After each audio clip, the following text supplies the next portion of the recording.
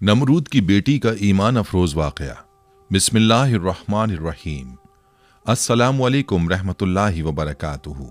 यकीनन तमाम तारीफ़ें अल्लाह के लिए हैं। हम उसी की तारीफ़ बयान करते हैं, उसी से मदद के तलबगार हैं। मैं गवाही देता हूँ कि अल्लाह के सिवा कोई भी माबूद बरहक नहीं। नाज़रीन, नमरूद दुनिया का वो वाहिद बादशाह था जिसने पूरी दुनिया पर हुकूमत की थी। ये काफिर था और जिना ज्यादा था।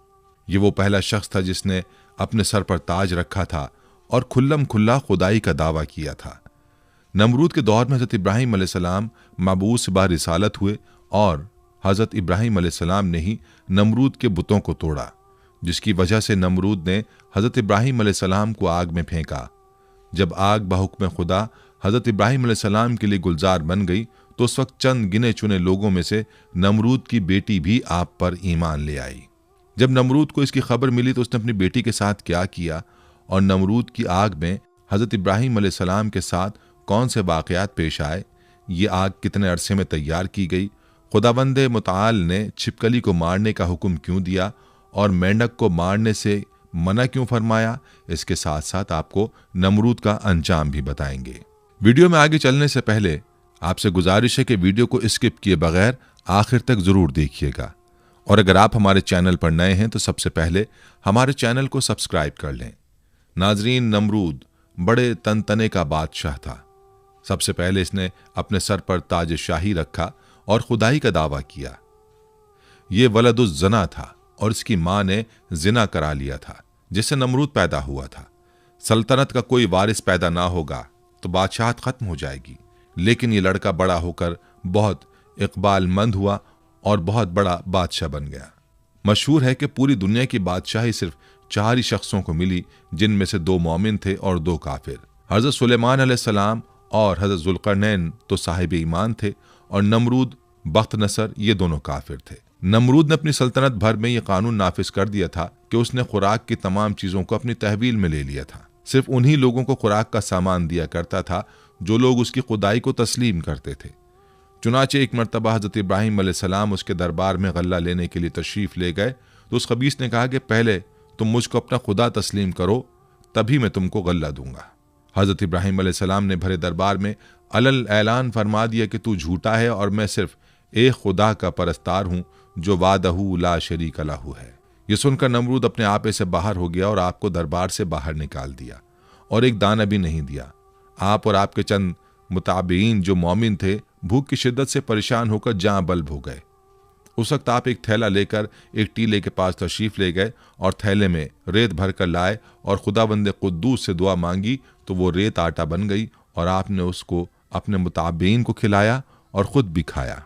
फिर नमरूद की दुश्मनी इस हद तक बढ़ गई कि उसने आपको आग में डलवा दिया, मगर वो आग आप पर गुले गुलजार बन गई और आप सलामती के साथ आग से बाहर निकल आए और अलल ऐलान नमरूद को झूठा कहकर खुदाए वाहदहू ला शरीक की तौहीद का चर्चा करने लगे। नमरूद ने आपके कलमा हक से तंग आकर एक दिन आपको अपने दरबार में बुलाया और मुकालमा बसूरत मनाजरा शुरू कर दिया। नमरूद: ए इब्राहिम, बताओ तुम्हारा रब कौन है जिसकी इबादत की तुम लोगों को दावत दे रहे हो? हज़रत इब्राहिम: ए नमरूद, मेरा रब वही है जो लोगों को जलाता और मारता है। नमरूद: ये तो मैं भी कर सकता हूँ। चुनाचा उस वक्त ने 2 कैदियों को जेल खाना से दरबार में बुलवाया। एक को मौत की सजा हो चुकी थी और दूसरा रिहा हो चुका था। नमरूद ने फांसी पाने वाले को तो छोड़ दिया और बेकसूर को फांसी दे दी और बोला कि देख लो, जो मुर्दा था मैंने उसको जला दिया और जो जिंदा था मैंने उसको मुर्दा कर दिया। हज़रत इब्राहीम अलैहिस्सलाम ने समझ लिया कि नमरूद बिल्कुल ही अहमक और निहायत ही घामड़ आदमी है, जो जलाने और मारने का मतलब ये समझ बैठा। इसलिए आपने उसके सामने एक दूसरी बहुत ही वाज़ेह और रोशन दलील पेश फरमाई। चुनाचे आपने फरमाया, ए नमरूद, मेरा रब वही है जो सूरज को मशरिक से निकालता है। अगर तू खुदा है तो एक दिन सूरज को मगरिब से निकाल दे। हज़रत इब्राहीम अलैहिस्सलाम की ये दलील सुनकर नमरूद मबहूत और हैरान रह गया और कुछ भी ना बोल सका। इस तरह यह मुनाजरा ख़त्म हो गया और हज़रत इब्राहीम अलैहिस्सलाम इस मुनाजरे में फ़तहमंद होकर दरबार से बाहर तशरीफ़ लाए और तौहीद इलाही का वाज अलल ऐलान फरमाना शुरू कर दिया। कुरान मजीद ने इस मनाजरे की रुदाद इन लफ्ज़ों में बयान फरमाई कि ए महबूब, क्या तुमने न देखा था उसे जो इब्राहिम से झगड़ा उसके रब के बारे में? इस पर कि अल्लाह ने उसे बादशाही दी, जबकि इब्राहिम ने कहा कि मेरा रब वो है कि जलाता है और मारता है। बोला, मैं जलाता और मारता हूं। इब्राहिम ने फरमाया, तो अल्लाह तो सूरज को लाता है पूरब से, तू पश्चिम से ले आ। तो होश उड़ गए काफिर के, और अल्लाह राह नहीं दिखलाता जालिमों को। हज़रत इब्राहिम अलैहिस्सलाम खुदाबंद की तौहीद के ऐलान पर पहाड़ की तरह कायम रहे, न कि नमरूद की बेशुमार फौजों से गायब हुए, न उसके जुल्म जबर से मरूब हुए, बल्कि उस जालिम ने आपको आग के शोलों में डलवा दिया। उस वक्त भी आपके पाए अज़्म इस्तक़लाल में बाल बराबर लग़ज़िश नहीं हुई और आप बराबर नाराए तौहीद बुलंद करते रहे। फिर उस बेरहम ने आप पर दाना पानी बंद कर दिया। इस पर भी आपके अज़्म इस्तक़ामत में जर्रा बराबर फर्क नहीं आया। फिर उसने आपको मनाजरे का चैलेंज दिया और दरबार शाही में तलब किया ताकि शाही रोब व दाब दिखाकर आप अलैहिस्सलाम को मरूब कर दे, लेकिन आपने बिल्कुल बेखौफ होकर मनाजरे का चैलेंज कबूल फरमा लिया और दरबार शाही में पहुंचकर ऐसी मजबूत और दंदान शिकन दलील पेश फरमाई कि नमरूद के होश उड़ गए और वो हक्का बक्का होकर लाजवाब और खामोश हो गया, और भरे दरबार में उस कलमा हक की तजल्ली हो गई। बिलाखिर हजरत इब्राहिम अलैहिस्सलाम की सदाकत और हक्कानियत का परचम सर बुलंद हो गया और नमरूद एक मच्छर जैसी हकीर मखलूक से हलाक कर दिया गया। हजरत इब्राहिम अलैहिस्सलाम को आग में फेंकने का वाक़या मुफस्सिरीन ने इस तरह बयान किया है कि ईद के दिन कौम के लोगों ने हजरत इब्राहिम अलैहिस्सलाम को भी शहर से बाहर मेले में चलने की दावत दी, लेकिन उन्होंने तबीयत की खराबी का कहकर जाने से माजत कर ली। दरहकीकत वो ऐसे ही मौके की तलाश में थे। चुनाचे जब पूरी कौम मेले में शिरकत के लिए चली गई तो हजरत इब्राहिम अलैहिस्सलाम एक कुल्हाड़ा लेकर बुतखाने में दाखिल हुए। उनमें से अक्सर उनके बाप आजर के हाथों से तराशे हुए थे। हजरत इब्राहिम अलैहिस्सलाम बड़े देवता के हैकल में चले गए। कौम का सबसे मुकद्दस देवता बातिल खुदाओं का सरदार माना जाता था। हजरत इब्राहिम अलैहिस्सलाम ने देखा कि वहां मौजूद पत्थर और लकड़ी से बनाए गए देवताओं के सामने फल, खानों और मिठाइयों के ख्वान रखे हुए थे जो लोगों ने चढ़ावे के तौर पर नजर किए थे। हजरत इब्राहिम अलैहिस्सलाम ने उन मूर्तियों को मुखातिब करके कहा, ये सब तुम्हारे लिए रखा है, तुम खाते क्यों नहीं? हजरत इब्राहिम ने दोबारा फरमाया, मैं तुमसे मुखातिब हूँ, तुम मेरी बात क्यों नहीं सुनते, मेरी बात का जवाब क्यों नहीं देते?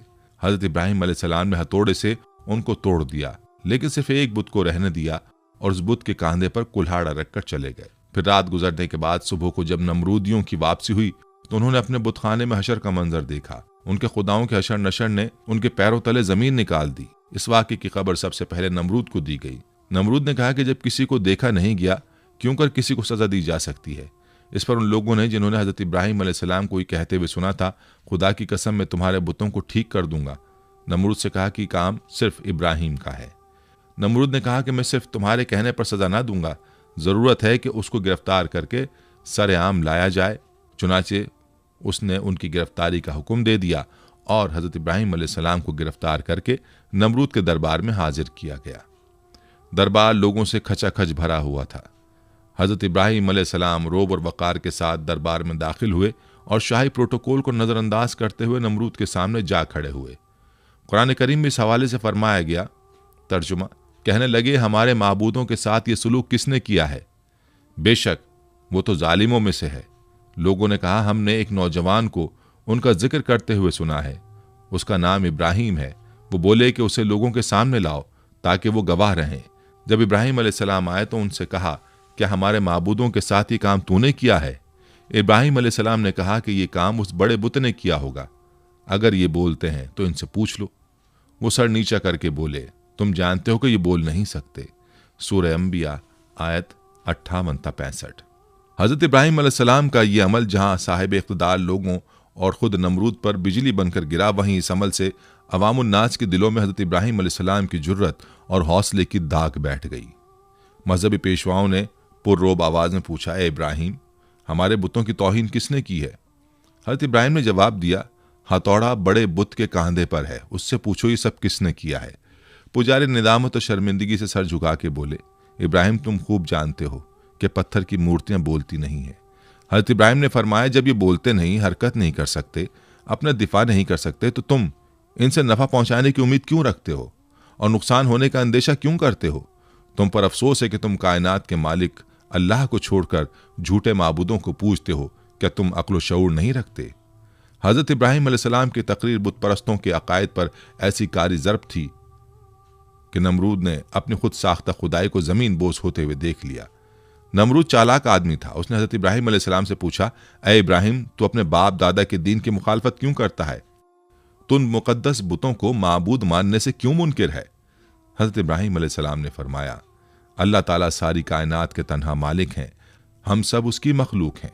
पत्थरों लकड़ियों से बनाए हुए बुत खुदा नहीं, ये तो अपनी सलामती और हिफाजत के लिए भी दूसरों के मोहताज हैं। परस्तिश के लायक वो हस्ती है जो किसी किस्म की एहतियाज नहीं रखती और तमाम मखलूक उसकी मोहताज है।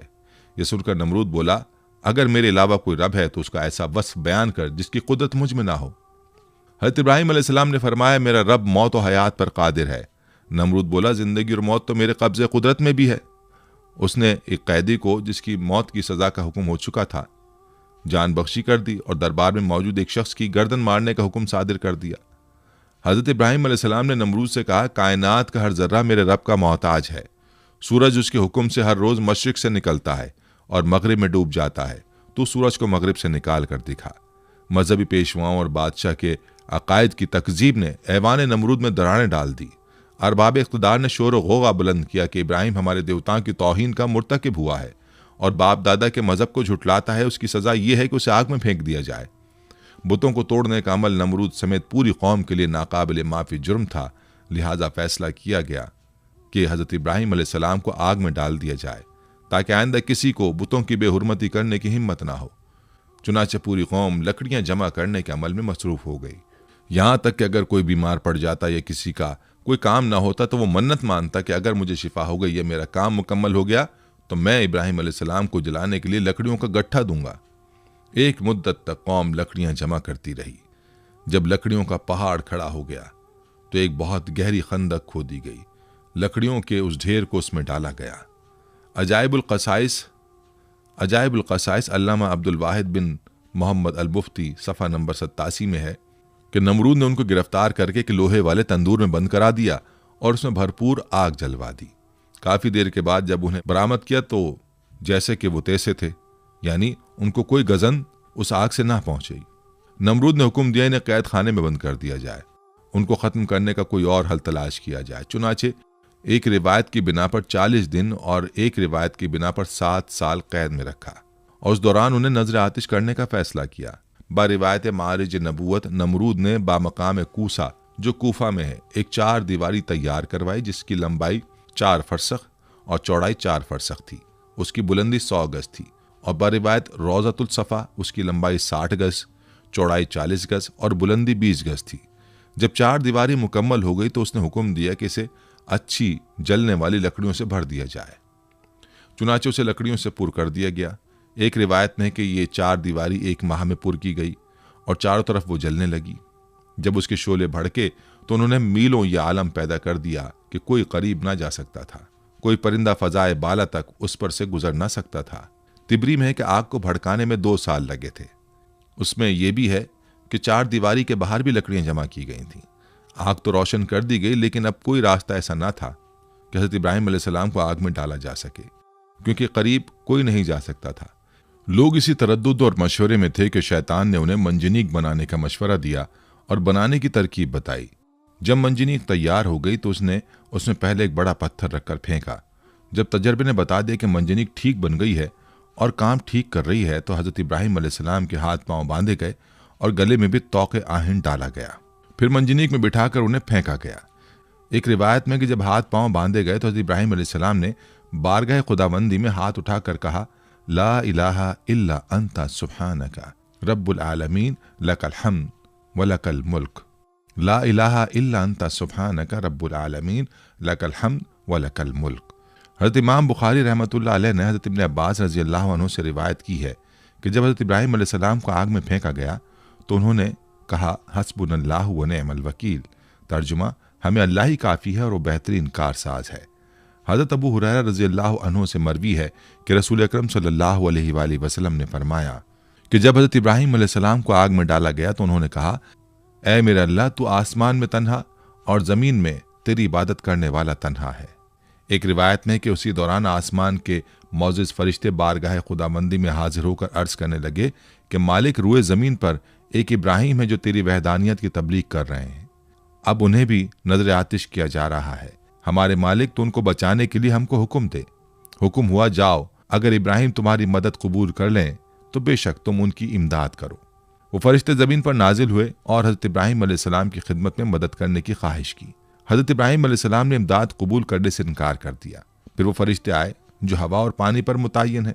फरिश्ते हवा ने कहा कि आप कहें तो हम आंधी के जरिए इस आग को मुंतशिर कर दें। आपने फरमाया, मैं मौका इम्तहान में हूँ, मुझे तुम्हारी इमदाद की ज़रूरत नहीं है। फिर पानी वाला फरिश्ता आगे बढ़ा और उसने भी कहा कि अगर आप कहें तो पानी बरसाकर आग को बुझा दूं। इरशाद हुआ, ज़रूरत नहीं है। अलगर्ज हज़रत इब्राहिम अलैहिस्सलाम को मंजनीक में रख कर फेंका गया। वह हवा में उलटते पुलटते जा रहे थे कि हज़रत जिब्रील अलैहिस्सलाम ने बढ़कर इस्तकबाल किया और उनसे मुलाकात करके कहा, इब्राहिम, तुम्हें कोई हाजत है? फरमाया, बेशक है, लेकिन तुमसे नहीं। फिर हज़रत जिब्राइल अलैहिस्सलाम ने कहा कि अच्छा, मालिक ही की तरफ रुजू करो। कहा, सवाल की ज़रूरत नहीं, हमारे हाल का उसे इल्म होना ही काफ़ी है। मुख्तसर ये कि हज़रत इब्राहिम अलैहिस्सलाम भड़कते हुए शोलों में पहुँचे, फिर नीचे की तरफ आग के दरमियान वारिद हुए। फरमाने बारी ताला आग को पहुँच चुका था। ऐ आग, सलामती के साथ इब्राहिम के लिए ठंडी हो जा। आग गुले गुलजार बन गई, फूलों की कसरत हो गई। सिद्दीक़ा बयान है कि फरिश्तों ने हज़रत इब्राहिम अलैहिस्सलाम को ज़मीन पर बिठा दिया। उनके बैठते ही उनके करीब चश्मा जारी हो गया, गुलाब और नरजिस के फूल खिल गए। एक रिवायत में हज़रत इब्राहिम अलैहिस्सलाम जो ही वसत आग में पहुँचे, हज़रत जिब्रील अलैहिस्सलाम ने फ़ौरन बलूल का एक तख्त बिछाकर उस पर उन्हें बिठाया। उनके तख्त पर बैठते ही चश्मा आब जारी हुआ और गिर्द गिर्द फूलों के दरख्त नुमाया हो गए। एक रिवायत में कि जली हुई लकड़ियों के बाकी हिस्से को जो जलने से रह गया था, उसे हज़रत जिब्रील अलैहिस्सलाम ने ज़मीन में नस्ब कर दिया और उससे हरे भरे दरख्त पैदा हो गए जिनमें ताज़े फूल लगे हुए थे। उसी दौरान में नमरूद ने अपने मीनार पर जाकर इब्राहिम अलैहिस्सलाम की तरफ जो निगाह की तो उन्हें जन्नत नुमा गुलजार में बैठा हुआ देखा। उसे ख्याल था कि वो जल भुनकर राख हो गए होंगे। जब उसने उन्हें इस हाल में देखा तो बहुत हैरान हुआ और उसके दिल में ख्याल पैदा हो गया कि आपको ये आग नहीं जला सकी और आप सही और सालिम बरामद होंगे तो लाज़िम मेरे लिए और ज़्यादा मुज़र साबित होंगे। यही कुछ सोचकर उसने अपने कारकुनों को हुक्म दिया कि मंजनीक के ज़रिए से इब्राहिम पर पत्थर फेंके जाए। चुनाचे बड़े बड़े पत्थर उस राख में फेंके गए। वो पत्थर बारिवायत अजाइबुल क़सस सफ़ा नंबर 88 एक मकाम पर हवा में जमा हो गए और बाहुक्म खुदा बादलों की सूरत इख्तियार करके बरसने लगे, जिसके नतीजे में उस हिस्से के अलावा जो गुलजार बना हुआ था, जिस कदर भी आग इस तवील चार दीवारी में थी, सब बुझ गई। अल्लामा मुस्जद तहरीर फरमाते हैं कि दुनिया में सबसे पहले जो मंजनीक बनाई गई थी वो वही थी जिसमें रख कर हज़रत इब्राहिम अलैहिस्सलाम को आग में डाला गया। यह मंजनीक मकाम कूसा में, जो कूफा के एक गांव कंजारा में वाक़ शैतान के हाथों बनी थी। उन्होंने हयातुल क़ुलूब के सफ़ा नंबर 90 में तहरीर फरमाया है कि हज़रत इब्राहिम अलैहिस्सलाम को जब हाथ पांव बांध कर मंजनीक में रखा तो उनके चचा आज़र, जो हुकूमत नमरूद का वज़ीर था, हज़रत इब्राहिम अलैहिस्सलाम के पास आया और उनके रुखे मुबारक पर एक तमाचा मारकर कहा, अब भी अपनी हरकत से बाज आ जा और नमरूद की खुदाई को तस्लीम कर ले। हज़रत इब्राहिम अलैहिस्सलाम ने फरमाया, जो खुदा है खुदाई उसी की तस्लीम की जाएगी और उसी की तस्लीम शुदा है। ये ना खुदा है ना इसकी खुदाई मानी जा सकती है। एक हदीस में है कि हज़रत इब्राहिम अलैहिस्सलाम के लिए आग ठंडी हुई तो उसका असर 3 दिन तक दुनिया की तमाम आग पर रहा और उसमें ठंडक आ गई थी। उलमा फरमाते हैं कि अगर अल्लाह ताला ठंडी के साथ सलामती वाली ना कहता तो उस आग की ठंडक हज़रत इब्राहिम अलैहिस्सलाम के लिए नाकाबिले बर्दाश्त होती। बहरहाल ये एक बड़ा मौज़ा है जो आसमान से बातें करती हुई दहकती भड़कती आग के गुले गुलजार बन जाने की सूरत में हज़रत इब्राहिम अलैहिस्सलाम के लिए अल्लाह की मशीयत से ज़ाहिर हुआ और इस तरह अल्लाह ने अपने नबी को मुशरिकीन की शैतानी साजिशों से महफूज फरमाया। अल्लामा इब्न कसीर क़ससुल अंबिया में तहरीर करते हैं कि इब्न अब्बास रज़ी अल्लाहु अन्हुम और सईद बिन मुसैब से मरवी है कि जिस वक्त हज़रत इब्राहिम अलैहिस्सलाम को आग के सुपुर्द किया जा रहा था उस वक्त बारिश बरसाने वाला फरिश्ता सख्त इस्तराब और परेशानी के आलम में कह रहा था कि कब मुझे हुक्म मिले कि मैं मूसलाधार बारिश बरसाऊं। लेकिन अल्लाह का हुक्म उसकी सोच से भी ज्यादा बरक रफ्तार था और अल्लाह ने खुद ही आग को हुक्म फरमा दिया।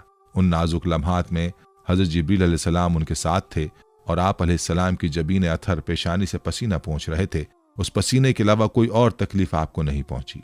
हज़रत काब बिन अहबार रज़ी अल्लाहु अन्हु बयान फरमाते हैं कि जिस रोज़ हज़रत इब्राहिम अलैहिस्सलाम को आतिश नमरूद के सुपुर्द किया गया उस रोज़ आग से तपिश और गरमाइश ख़त्म कर दी गई थी, जिसकी बिना पर ना लोगों के चूल्हे गर्म हो सके और ना ही आग से कोई काम लिया जा सका।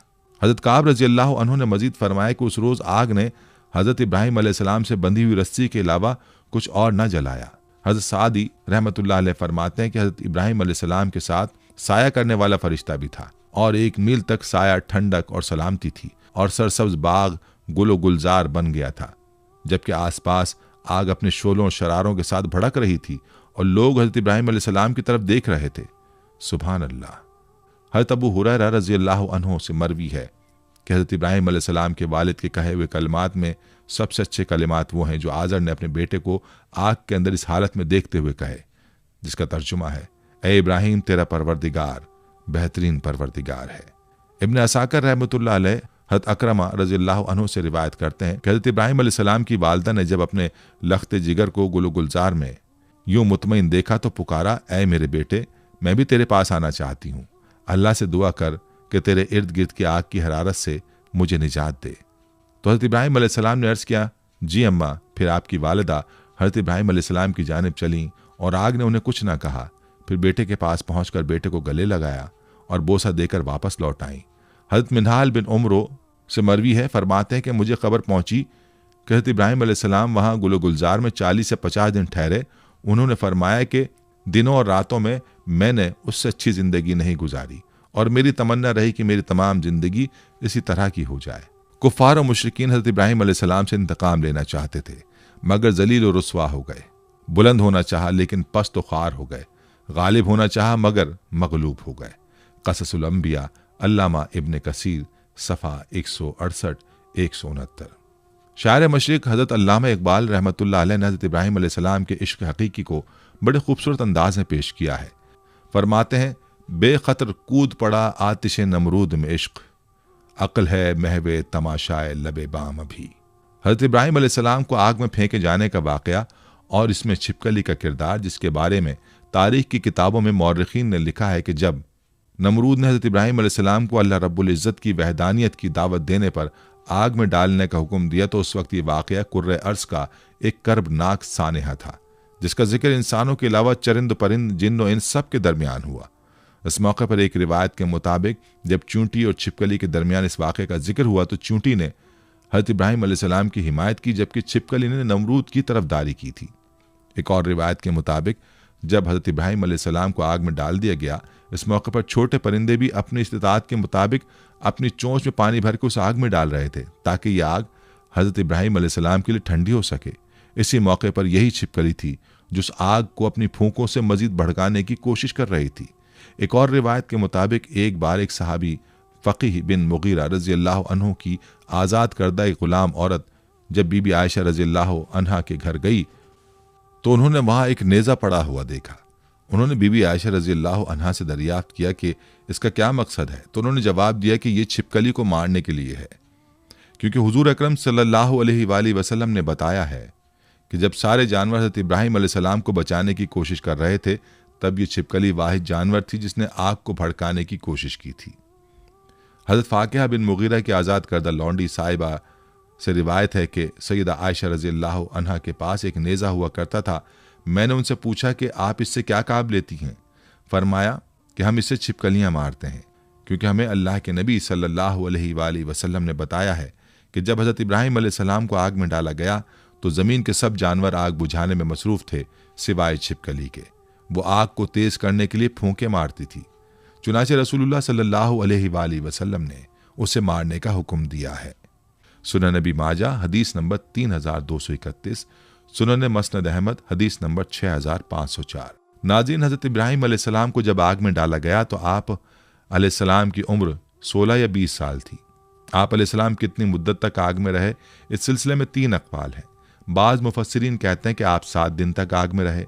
मौरख़ीन का बयान है कि आतिश नमरूद के गुलजार बनने के वाक़यात और उसके दीगर हालात देखकर हज़रत लूत अलैहिस्सलाम और जनाब सारा ने ईमान ज़ाहिर किया और नमरूद की बेटी राज़ा भी ईमान लाई।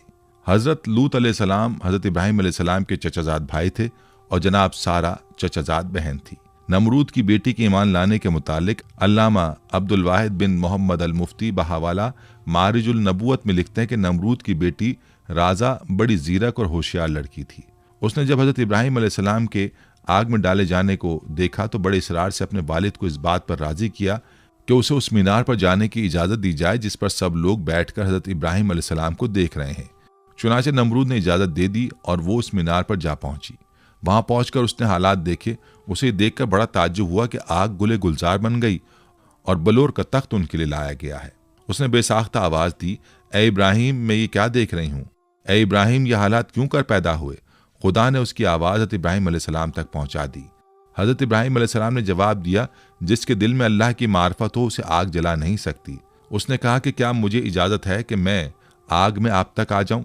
आपने फरमाया, तू कलमा पढ़ ले तो हमारे पास आ सकती है। उसने कलमा पढ़ा और चुपके से उतरकर हज़रत इब्राहिम अलैहिस्सलाम के पास जा पहुंची।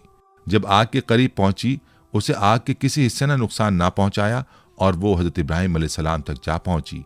वहां पहुंचकर उसने अपने ईमान की तजदीद की और वापस अपने घर बाप के पास चली गई। नमरूद को जब अपनी बेटी के ईमान लाने का वाक़या मालूम हुआ तो वह आग बगूला हो गया और अपनी बेटी से कहने लगा कि तौबा कर। उसने इनकार किया, फिर उसने जिद की और डराया, मगर उसने परवाह ना की। नमरूद जब उसे समझाने से आजिज हो गया तो उसने अपनी बेटी को जल्लादों के हवाले कर दिया। जल्लादों ने उसे धूप में लिटाकर उसके हाथ और पांव में मेखें ठोक दी। इधर जल्लादों ने उसे सजा दी, इधर खुदावंद ताला ने हज़रत इब्राहीम अलैहिस्सलाम को हुक्म दिया कि मेरी कनीज को वहां से तंदुरुस्त करके इब्राहिम तक पहुंचा दो। यह वाक़या हज़रत इब्राहिम अलैहिस्सलाम के आग से निकलने के बाद का है। हज़रत जिब्रील अलैहिस्सलाम ने नमरूद की बेटी राजा को हज़रत इब्राहिम अलैहिस्सलाम की खिदमत में पहुंचा दिया। चुनाचे वो उन्हीं के पास रही। बिलाखिर उन्होंने उसकी शादी अपने एक फर्जंद मदेन के साथ कर दी, जो कि सारा और हाजरा के अलावा कतूरा बीवी से था। फिर खुदा ने उसे ये इज्जत दी कि उसके सिलसिला रहम में बहुत से अंबिया को पैदा किया। बेशक ये दीन इस्लाम का हुस्न है कि जो भी उसकी आगोश में आ गया उसकी दुनिया और आखिरत दोनों संवर गई। हज़रत इब्राहीम अलैहिस्सलाम के असवाए हसना से उलमाए हक को सबक लेना चाहिए कि बातिल परस्तों के मुकाबले में हर किस्म के खौफ व हिरास और तकालीफ से बेनियाज होकर आखिरी दम तक डटे रहना चाहिए और ये ईमान और यकीन रखना चाहिए कि ज़रूर ज़रूर नुसरत खुदाबंदी हमारी इमदाद व दस्तगीरी फरमाएगी और बिलाखिर बातिल परस्तों के मुकाबले में हम ही फतहमंद होंगे और बातिल परस्त यकीनन खायब व खासिर होकर हलाक व बर्बाद हो जाएंगे। हज़रत इब्राहीम अलैहिस्सलाम का ये तर्ज फ़िक्र व अमल, आपका ये उसवा तमाम हक परस्त आलिमों के लिए चिराग राह है और हकीकत यह है कि आपके असवाए हसना पर अमल करने वाले ज़रूर ज़रूर कामयाबी से हमकिनार होंगे। नाज़रीन, ये थी हमारी आज की वीडियो। हम उम्मीद करते हैं कि आपको हमारी आज की ये वीडियो ज़रूर पसंद आई होगी। अगर आपको हमारी आज की ये वीडियो पसंद आई है तो आपसे गुजारिश करते हैं कि आप हमारे चैनल को ज़रूर सब्सक्राइब कर लें और साथ ही लगे बेल के बटन को भी प्रेस कर लें ताकि आपके पास हमारी आने वाली मज़ीद मालूमाती वीडियोज़ का नोटिफिकेशन बर वक्त मिलता रहे। सब्सक्राइब के साथ साथ हमारी वीडियोज़ को लाइक भी करें और अपनी कीमती राय का इजहार कमेंट्स में ज़रूर करें। कमेंट्स में आप अपने सवालात भी हम तक पहुँचा सकते हैं। अल्लाह ताला आपको अपने हिफ्ज़-ओ-मान में रखे। आमीन।